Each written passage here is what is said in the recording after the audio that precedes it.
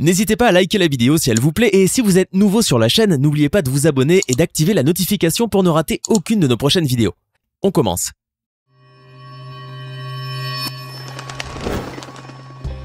Bonjour et bienvenue à tous. Les pommes poussent dans des arbres, les pommes de terre sont des tubercules qui poussent sous terre. Tout ça, tout le monde le sait déjà. Ces aliments qui font partie de notre quotidien ont désormais peu de secrets pour nous. Mais il y a certains fruits que nous mangeons fréquemment sans savoir comment ils poussent. Ce n'est pas sans raison, soyez rassurés. Ils ont une manière bien étrange de pousser. Si vous voulez connaître les 10 fruits dont vous ne saviez pas comment ils poussaient, alors c'est parti. Les noix de cajou, c'est certain, tout le monde adore. On en a tous déjà dégusté entre les repas. Mais vous êtes-vous déjà demandé comment pousser ce fruit? On l'imagine volontiers pousser dans une petite plante où l'on trouverait ces petites noix de cajou si délicieuses, mais non. Ce fruit pousse d'une manière tout à fait unique, et je suis certain que vous n'y avez jamais pensé. Les noix de cajou poussent dans un arbre haut d'environ 12 mètres. De plus, l'anarcadier, le nom de cet arbre où pousse la noix de cajou, donne aussi en plus un deuxième fruit, la pomme de cajou. Cette pomme paraît être le fruit principal de l'anarcadier, sauf que ce n'est pas du tout le cas. Malgré les apparences, c'est plutôt la noix qui se trouve collée en dessous de la pomme qui est le véritable fruit. Au fur et à mesure de sa croissance, la noix sort du fruit pour former une sorte de protubérance sous la pomme. Par la suite, on la récolte avant de l'extraire de sa coquille qui est toxique pour l'homme. Il faut bien convenir que la noix de cajou est un fruit qui pousse de manière très étrange. D'autant plus qu'on ne la trouve que dans les régions tropicales. Néanmoins, admettons-le, la noix de cajou demeure exceptionnellement bonne, vous ne trouvez pas? C'est bien connu, le cacao est le produit de base du chocolat, l'aliment dont beaucoup de personnes raffolent. Et c'est peu de le dire. Si les tablettes de chocolat ne poussent pas sur des arbres, le cacao, lui, est indispensable à leur fabrication, pousse bel et bien sur un petit arbre tropical du nom de cacaoyer. On a du mal à y croire et pourtant, c'est bien dans un arbre où se trouve le cacao. D'ailleurs, le cacaoyer est un arbre bien étrange, il est cauliflore. C'est-à-dire que ses fleurs poussent directement sur son tronc et non pas sur ses tiges, comme c'est le cas de la plupart des végétaux. Ainsi, durant toute l'année, des milliers de fleurs blanches ou roses fleurissent sur le tronc du cacaoyer. Malheureusement, uniquement une seule de ces fleurs sur 500 environ donnera la cabosse, ce fruit en forme de ballon de rugby qui contient les fameuses fèves de cacao qui finira en bon chocolat. C'est certain, le cacao n'est pas comme vous le pensiez. Et c'est normal, il fait partie des fruits qui poussent d'une manière généralement très peu connue, car on n'en trouve pas chez nous.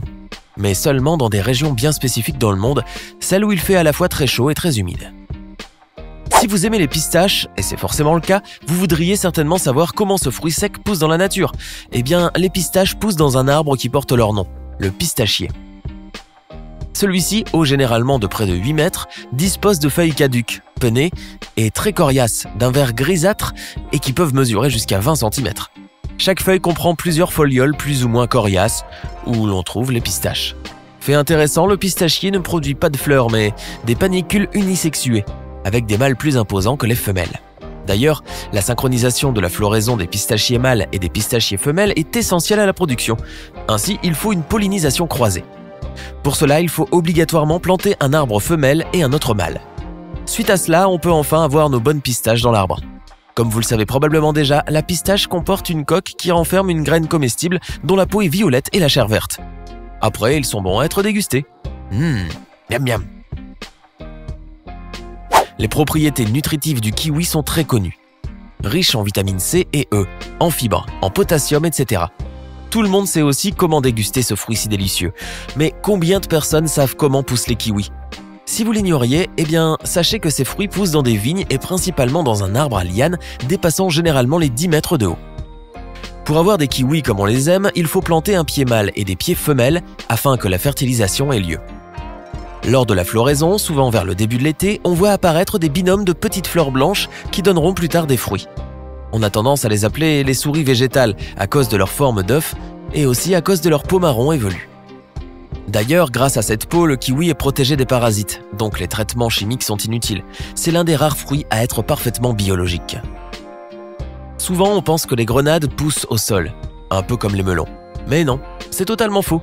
Les grenades poussent dans un arbuste, le grenadier, mesurant au moins 6 mètres de haut, bien loin du sol.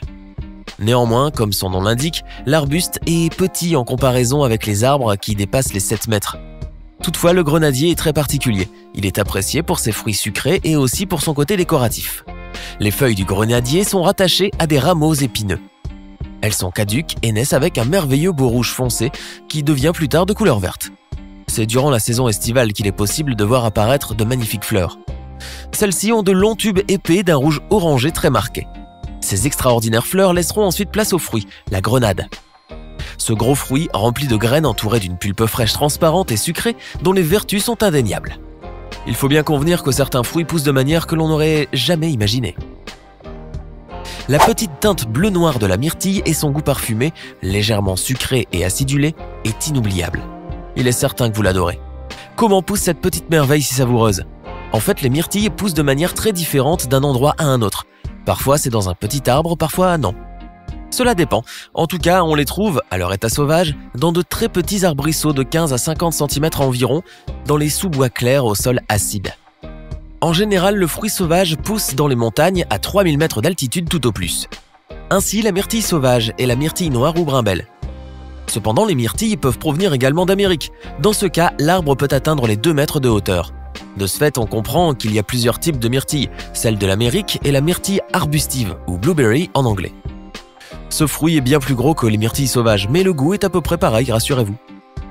Entre l'eau de coco et la chair de coco, appelée albumen, il est difficile de faire le choix. Tous deux ont un goût unique. Par ailleurs, on ignore très souvent comment pousse ce fruit tropical tant aimé. Et pour cause. La noix de coco ne pousse pas dans un arbre, mais dans une plante, car le cocotier, la plante qui donne la noix de coco, est une espèce de palmier dont la hauteur peut atteindre les 30 mètres. Les feuilles de cette plante sont très grandes et forment au sommet une sorte de couronne de feuilles. À l'aisselle de chaque feuille se trouve en général une inflorescence qui se développe en un régime chargé de noix de coco.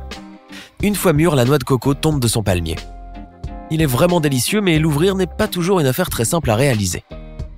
L'amande est un fruit dont les vertus sont multiples. En consommer ne peut être que bénéfique pour la santé. De plus, les variétés de ce fruit ne manquent pas, bien au contraire. Mais comment pousse l'amande, diriez-vous? Eh bien, la première chose à savoir est que l'amande pousse dans un arbre qui porte le même nom, l'amandier. Avec ses magnifiques fleurs d'un blanc rosé, il ne passe pas inaperçu. Il faut donc bien convenir que l'amandier est d'une beauté unique au monde. Par ailleurs, avec ses 8 mètres de haut, il produit un fruit charnu à noyau dont la chair devient sèche à maturité et s'ouvre en 2 valves, libérant un noyau contenant une amande. Les amandes ne sont donc que des graines de cet arbre qui poussent dans des coques douces et pelucheuses. N'est-ce pas incroyable? Aliment de l'apéritif par excellence, les cacahuètes font partie de notre quotidien. Elles contiennent bon nombre de vitamines et d'antioxydants, et il a même été prouvé qu'en manger régulièrement aiderait à réduire les maladies cardiaques. Elles sont donc très nutritives, et rares sont les personnes qui arrivent à s'en passer pendant de longues périodes, simplement parce que c'est trop bon. Cependant, bien que presque tout le monde en mange, peu de gens savent comment poussent ces délices. On pense souvent que c'est sur les arbres, sauf que non, c'est une idée reçue, les cacahuètes poussent plutôt sous terre, dans des arachides.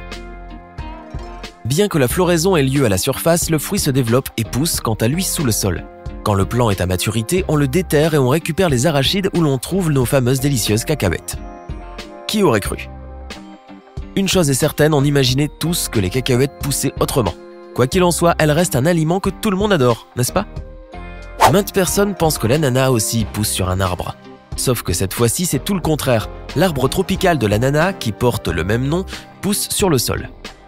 Eh oui, vous avez bien entendu, c'est bien au sol que pousse notre fruit. Cette plante a aussi un intérêt décoratif, puisqu'elle possède des feuilles énormes et très longues disposées en rosette. En forme de lanière, elle mesure de 50 cm à 1,80 m de long. Aussi, cette espèce de plante produit une étonnante sorte de fleur de couleur rose. Cette inflorescence composée de plusieurs bractées donne par la suite le fruit qu'est l'ananas. Ce fruit savoureux et juteux qu'on aime tant déguster. Par ailleurs, l'ananas met beaucoup de temps à pousser. Il faut compter entre 6 et 8 mois entre la plantation et la récolte. Mais cela en vaut la peine, non? Petit conseil si vous vous aventurez à cueillir seul l'ananas. Les feuilles pointues et dentelées de ce fruit peuvent blesser, alors soyez vigilants. Alors maintenant, dites-nous en commentaire lequel de ces fruits pousse, selon vous, de la manière la plus étrange que vous n'auriez jamais imaginé. Sinon, si la vidéo vous a plu, n'oubliez pas de mettre un pouce bleu, de vous abonner et de la partager avec vos amis. À demain, même heure, même chaîne pour une nouvelle vidéo.